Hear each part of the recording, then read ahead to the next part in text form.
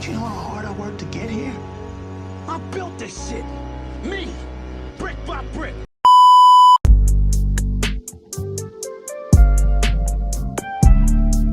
Hey, what is up guys? Sammy filming another commentary video. I've been really enjoying making these type of videos, so yeah, I'll be doing show recasts, but I've been kind of like having a hard time finding a show that's grabbing my attention. Like MILF Manor is definitely grabbing my attention, but I also am into making commentary videos as well. But if you're new, subscribe, like this video, comment, check out my other videos if you haven't already. Make sure you check out my podcast, Pretty Open-Minded. It's on YouTube and on Spotify. Check out my socials. If you're not keeping them, you're missing out. And everything's linked down below. And turning post notifications. I don't know if I said like and comment on this video, but make sure you do so. It helps me out a lot. And yeah, so we're gonna be talking about why Gen Z, and I'm gonna be talking about millennials too, but why Gen Zers are going no contact with their parents. I actually got the video inspired by Amir Odom. I'll put the picture on the screen. I watched it the other day and I really enjoyed it, so I was like, why not make one myself? He made a lot of good points, and I also noticed that a lot of people also make these type of videos, so I was like, you know what, why not? It seems like there's always a new video that comes out on why kids are, well, adult children are choosing not to talk to their parents, and a lot of people are starting to speak out about their experience with their parents and the harsh treatments that they endured with their parents. And I'm not gonna lie, I was a little bit nervous to talk about it because I can definitely resonate with this. Not to prove anything, this is not to bash him, this is just me talking about my own feelings, what I've endured for the last 22 years. I've been 24 for 2 weeks now, and it's been 22 years of emotional abuse. I'm gonna be talking about that. It's not really easy for me to do. I've been in therapy for it, in and out of therapy for it since I was like 17 to 20 something years old. I make little videos about it here and there. That is just my way of expressing myself. Very interesting. I always watch people that choose no contact with their parents because noticing it more and more, and it's very sad. It's not like something to clap about. It's honestly really sad. This video will be discussing the topics of going no contact with people's parents. I'll be putting videos in here saying my thoughts on it. So I also want to add that, you know, going no contact is not an easy thing to do. No kid doesn't just stop talking to their parent for no reason. There's always a reason. I feel like the lighting is so crappy today. Is that better? I don't know if that made it better or worse. I don't know. I don't think that made it better. There's always a reason on why kids choose to go no contact. There is just always a reason. There's often a lot of signs of it, like they give them chances after chances, or they're just tired of enduring emotional or physical abuse. Now I choose me and my sanity and my peace of mind. And if you as a parent want to be a part of your adult children's lives, you have to show up the way they want you to show up. You no longer have, you know, the power in the relationship. You can't hold their survival over their heads. Yeah, when we needed you to eat and live and to survive, of course we had to stick around and deal with your bullshit. But once we don't need you anymore, what's left is the relationship that y'all cultivated or lack thereof. Talking about the first video that I'm putting in. So in this first video from No Niche Zone, I actually saw it firsthand from Amir Odom or whatever. A lot of good points in this video. She said that she was basically like fed up with the treatment of her parents, and she decided to go no contact or low contact with them. She said that she believes that like millennials were first to start this movement of deciding to speak up about their parents' abuse. So many videos that people have made, and they are a mixture of Gen Z and millennials, and every one of the videos that I've watched I have agreed fully, especially with this one alone. I feel like the whole clip, the 4-minute video, was such a perfectly depicted, perfectly worded on how a lot of people feel, because she was saying how, like, after the clip that I ended or whatever, she was saying that you need to sit with that, you know, they're making you feel guilty for choosing this. It's like, I have noticed that when people are like, oh, I'm going no contact with one of my parents, people are always like, why would you do that? Who does that to their parent? Like, what if they die? I'm sure they did their best. And it's just basically like a lot of gaslighting and stuff like that. And I'm just like, I'm telling you, like, people don't know like what happens behind the closed doors. Like, it doesn't just happen out of the blue. It's actually like a lot of like therapy and a lot of like what is it called,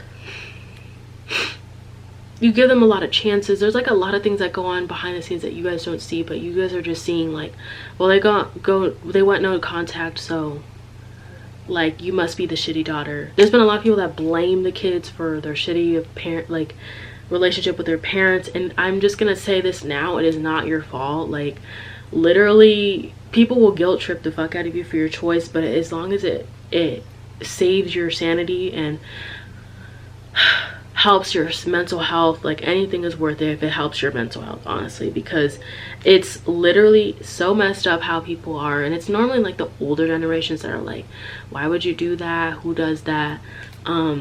But I feel like when I was looking at all these videos, I wasn't trying to make it a race issue, but I did notice that it was a lot of Black people that were video after video after video like saying like, I want to go no contact with my parent.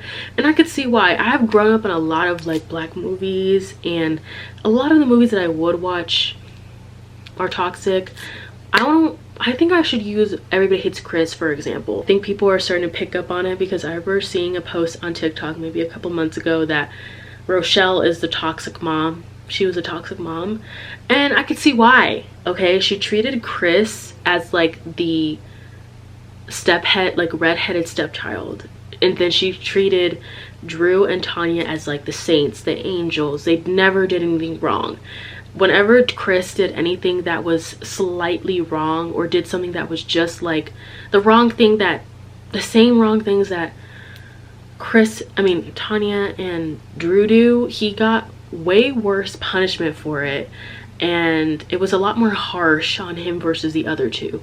Like, yeah, they got yelled at every now and then, but it was never to the degree of how Chris was treated.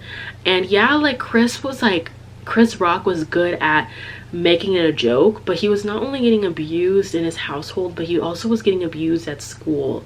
He was getting ridiculed for being the only Black kid in school, but also he came home and he was also getting ridiculed over there and getting nitpicked and getting emotionally abused over there. Like, there was a lot of screaming on that show, and I liked it at first growing up because it was funny. Like, I thought it was funny, but then I actually started listening to it in my sleep because I played it one time in my sleep, and I was like, wait, like, this is really a toxic show. Like, I don't know why it took me so long to figure it out, but people were like, Rochelle's not toxic, Rochelle's not toxic. That's because you guys are just so used to like the jokes, and you guys are just used to the abuse and what you've endured. You're seeing it through like rose-colored glasses. We saw it as like a humorous, funny Black show that was about a Black family in Bed-Stuy, New York. But when you really think about like the real real linguistics of the show, and actually like hear what Chris is saying, because he narrates it perfectly. I mean, it's his life that he's narrating, but it's a very good example of what a lot of people probably go through in their household, being treated that way. And you know, if they ever made more seasons of Everybody Hates Chris and he was like, you know what, I'm gonna go no contact with my parents, I would get it, because his dad didn't protect him. He didn't tell him, like, he rarely ever said like, yeah, you're being too hard on him. And Rochelle was always like making excuses and trying to make him look like the bad kid. And then when there was this one episode that was like, you know, he was tired of the like mistreatment, he was getting older. I think he was like maybe in his early teens. I know when he first started he was like 11 or 12, but I think at this point he was in high school, and he was like saying that he was tired of it. And then she's like, you know what, you know, now that you're tired of it, I am going to strip you of your basic rights. You're not going to be using my shower, you're not going to be using my food or anything. And then when he started buying his own food and started doing his own thing, she was like, like she was like making a lot of like unnecessary comments, and it was just like making fun of him and belittling him. And then he was like, well, I did buy my own stuff, so I am using my own, like I paid for all this stuff, like you don't have to belittle me and all that stuff. So I'm sure that like it's frustrating. I've noticed that a lot of Black families like to dangle, oh, I gave you shelter, I gave you food, I gave you this, I gave you that, like for a ticket to abuse you. And like, yeah, you gave him food, you gave him shelter, you gave him all that stuff, but it's not an excuse to abuse your child. Those are just basic human needs. You need those things to survive as a human. Like, I don't get it. And also on top of that, they're the ones that lay down to decide to make you, and they're making it seem like, oh, you're a burden. You're a burden for needing things outside of those things. Oh, I need you to be there for my dances. Oh, I need you there emotionally, physically, you know, all that stuff. And they are not, they're like, wait, I only said I was gonna give you food, shelter, all that stuff, clothes, all that. I didn't say that I was gonna do any more of that. And it's very degrading, very frustrating. I remember as young as probably, I don't know, 9 years old, I remember like we were downstairs. I was in my 2-story apartment that I loved so much, but now I just am like, oh, dude, I really love it. But anyways, so I remember there was like this whole meeting downstairs, and my dad was like, okay, so write down how and ways like how I can be a good father, because I always compared him to my brother's friend's father, and my brother's friend's dad was very involved, and he was always there. And since they were both in the military at the time, I was like, wait, like I thought all people in the military just didn't have time for their kids. And I grew up around a lot of military kids because I was a military kid too. So I was like,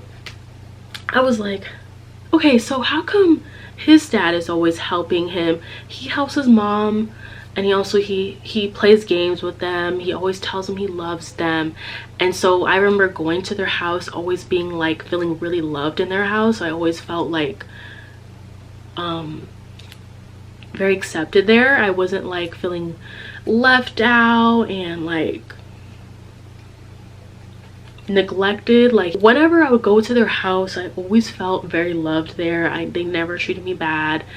And I was always going to their parties, and I always had fun. Like their family was always super sweet to my brother and I.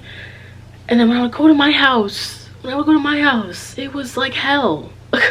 It was literally like hell. Okay, so I was just like, how come let's think of a name, a fake name.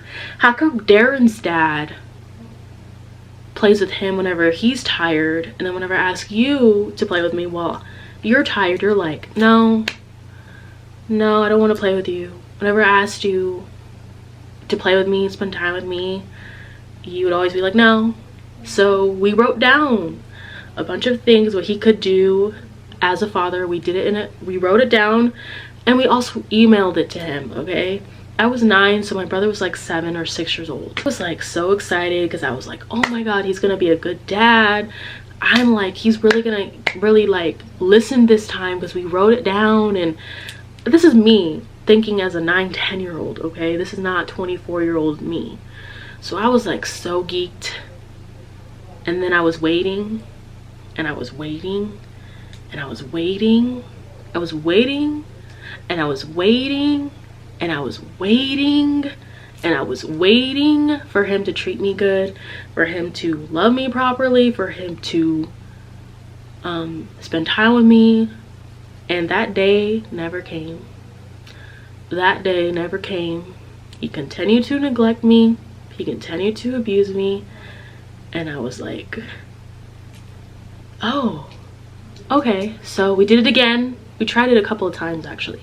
We did this whole like thing a couple of times. It wasn't just one time. I think we did this little like family meeting thing a couple of times. And so we did it again. And I waited, and I waited, and I waited again, and I waited, and I asked him, well, when are you gonna spend time with me? okay? And he would just be like, I'm too tired, I'm too tired. And I get it, okay? He worked 3 jobs. I was little, we were living in San Diego, like it was expensive to live there, so obviously, like, yeah. But when I go to his house, Darren's house, he worked a bunch of jobs too, and he was tired. He was a very hard-working man, okay? They both were, okay? Those were the things. The only trait that I really truthfully liked about my dad was that he was a hard-working person.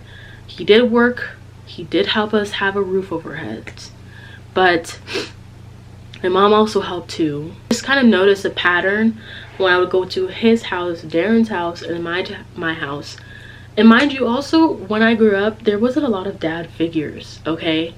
There wasn't a lot of good father figures. I didn't grow up with a lot of positive male role models. The only male role model I really grew up with was Darren's dad and my grandpa. Those are the only 2 men that I really grew up seeing. Like, I didn't get to grow up around my great grandpa, but he was also a great man too. And where they're coming from, because I too gave him a lot of chances. And I think the time that I stopped giving chances was when I was probably a lot older. But I think I did it throughout my life. Like, I think I gave him a lot of chances throughout my life to, like, get his stuff together. But he also would use the excuse as, oh, I have childhood trauma. Everyone has some sort of trauma, and it's your job to fix it. Even though, like, your trauma is not your fault, and it's not, how do I say it? It's not your fault, but it's your responsibility to fix, okay? So you don't traumatize the next person, whether you're having kids with them or if you're in a relationship with them, whatever, you're friends with them, it doesn't matter. As long as you are not traumatizing the next person. Being like frustrated growing up, being like, okay, like, it feels like I don't really have a dad even though he's here. And whenever I explain it to people, they're like, what do you mean? Like, you had your dad, but you guys didn't have a good relationship? No, he was there though. Yeah, he was there, but he wasn't there for my needs. He wasn't there emotionally, he wasn't really there physically. He didn't go to events, he didn't go to a lot of things, because he was working, and he was always like never really there. It's really hard to explain, so I just was like, he was just very emotionally unavailable to me. It wouldn't be your responsibility, like the kid's responsibility, to try to mend the relationship with your dad, with your mom or dad, even though it's the parent that needs to do it. I'm sure we all have heard the phone goes 2 ways, and I don't agree with that. I don't agree with that at all, for many reasons, okay? I heard it firsthand last year for the very first time in my life, and I was like, dang. I've seen videos of people saying that their kids will be like 6 years old, and the dad will be like, the phone goes 2 ways. Your child is 6. It's supposed to be your responsibility to mend that relationship. It's not your child's responsibility, it's supposed to be you. But people are not ready for that conversation, okay? I didn't like that line. My mom heard it her life too. She heard it with her father, and he was literally never there. Like, literally never there. I just have his bloodline, that's it. I really don't know much about him other than the fact that he's been in jail. He's not a good person. I don't think he has good traits either. He's a little racist. He looks Asian sometimes, and then sometimes he looks Hispanic, but that's what he is, so it makes sense on why he looks like that. So whenever I looked at him, I was like, oh, okay. He looks very racially ambiguous, is what I'll say. And yeah, I don't really know much about him. He used to be a pimp.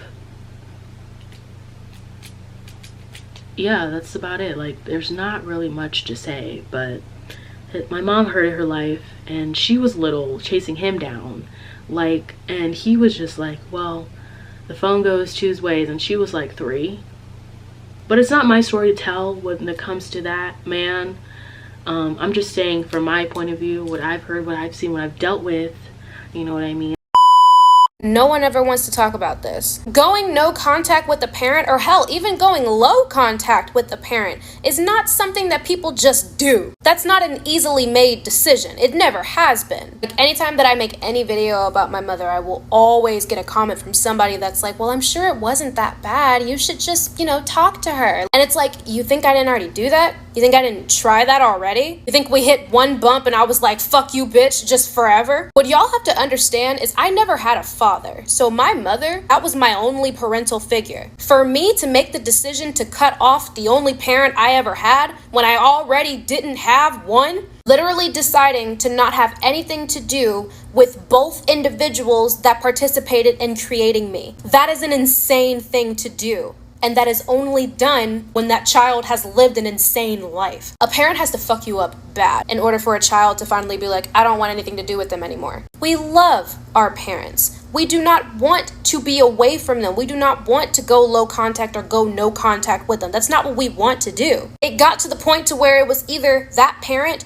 or our sanity. And so we chose our sanity. And I know why it is. It's because people have so much more sympathy for the parents than they ever do for the children. It's always the children are ungrateful and never the parent just fucking sucks. But oddly enough, people can all of a sudden understand the concept of a bad parent when that parent murders their child. Then they're like, oh, well, some people just don't need to be parents. Yeah, my mom was one of them. I'm just still here to tell the story. That's why you don't care yet. Because if I'm still alive, obviously it just wasn't that bad. There is this one video of this girl saying that her mom, she was choosing to not talk to her mom. And I can tell that it was very hard for her because she didn't have a father in her life. So she was just like, this wasn't an easy thing for me to do, but in order to help my sanity, I'm going to do this. I felt bad because I don't know what that feels like to not have neither parents. Like I feel like that can be so abandoning, like such an abandoned feeling. But if you're already feeling that in your home, like what is different? What makes it, like how worse can it get if you already feel abandoned and stuff, living in the roof with your mom? Tired of the maltreatment, this is not a normal thing to do. This is not a normal way to go on with your life, to constantly feel like you're on survival mode all the time. All I've known for the last 22 years is fear and survival. That is all I've known. And it's very hard for me to explain it to people because they're just like, well, you had your dad, you guys look like a happy family. Like, it's kind of crazy because we were like the family that people wanted, okay? Like, very happy family. I was happy with my mom. I had a really good childhood with my mom. And there's times where I even had resentment with my mom because I was just like, you could have done better. Like, I've talked to her about it, so it's not like this is news. This is not gonna be like when she watches this video she's like, oh my god, that's how you felt. No, this is not new. I had resentment with her several times because when I was tired of getting like abused by my father, I was just like, why didn't you leave? Why didn't you leave the first time you saw something? Why didn't you leave? And I hated that I said that, but I was just frustrated because it went on for too long. First time you see something that is off, please leave, because it only gets worse if you continue to stay. But anyways, but she made a point in the video where she was like, she mentioned how people often feel more sympathetic towards the parents versus the kids. The kids are often seen ungrateful. And I did really like that point because when I'm gonna go back to Everybody Hates Chris, okay? He was seen as ungrateful a lot too. Literally throughout the whole season, he was seen as the ungrateful, the bad kid, even though Tanya would do literally the most malicious things to him, and then he would be like, hey, she just punched me in the stomach or something like that, and she would be like, oh, she's just the only girl in the family, like, you know. But if he were to speak out about it, he would be seen as ungrateful. If he were to speak out about it now, he'd be seen as ungrateful. They won't see from like the parents' point of view that they can just be shitty. They ignore that fact a lot. I don't know why. Like, I don't know why people are just okay with people being shitty. Why are we settling for that? You know what I mean? Why are we seen as wrong and malicious and all these nasty things for choosing us? I don't think choosing us is a bad thing. And people could say how they feel until they turn blue, but choosing you will always be the right answer. And when I learned that choosing me was the right answer, I felt a lot better. I felt a lot of weight was lifted off my shoulders. And I was learning that, like, I don't always have to be on high alert when I leave the house. I don't always have to be scared all the time whenever someone talks to me. I don't have to be scared of every little thing, because I was taught at a young age to be scared of every little thing and to be quiet, okay? And then so when I started making videos of what I went through in my house, people were seeing, like, the video was posted everywhere. I think I posted it like 3-4 years ago, and I was just like, that was like my first indication that I was just like, I'm fed up, I'm tired. I think I was maybe 21 in that video. It feels like it's a long time ago, but it really wasn't. I'm not like sure on why I did it, but I'm glad I did it. I think I was just really tired, and I was talking about how, like, I was just tired of being mistreated by my father, and like it was sent around his side of the family because everyone was shocked. But the thing is, like, there was always signs there. And I could be going more into depth with how it was, but I don't want to. You know what I mean? If I come out with a video, then I come out with a video. If I come out with a book, then I come out with a book. Because I have considered coming out with a book, honestly. I felt like I was living in a facade. It felt like I was living not myself. I was always like super shy and super quiet, and people always said, oh, Kymana's super shy and super quiet. But I think honestly what it was is that I was scared. I think I was traumatized. So whenever I get like comments like, oh, you used to be super shy and quiet or whatever, I kind of don't like when people call me shy to this day, because I felt like it's kind of making me feel like a little girl again, and it makes me feel like I'm like that traumatized little girl again. But I don't feel like I was very generally shy. I feel like I just was I didn't feel safe. I didn't feel safe in a lot of places, and I didn't feel safe in my home, and I just felt very trapped. I knew that I could talk. I was just scared to talk. It's very quiet, like I was to myself. I had friends growing up, but I was always talkative with them. I was very talkative to people I was very comfortable with, but like when it came to people at home, like when I came to home and stuff like that, like I was quiet. And there was definitely little signs, because I had very bad separation anxiety. I had very bad just anxiety in general. Like I've always had anxiety since I was 4 years old. I've had really bad anxiety, and I didn't understand why. My mom always blamed it on herself, and she was like, I think it's me, I think I gave it to you. But I think it's just, there was a reason why I always clinged on to her really, really tightly. I didn't ever want to leave her alone. Like I never liked leaving her alone and stuff like that. So I was just like, there is a reason for that. There had to be a reason for that, because I don't like, it's not just normal like kid like, oh, I'm clinging to my mom. It was just like, it was very bad. Like it was very like I was clinging my life onto her. Like I would never let her go whenever she would drop me off for school.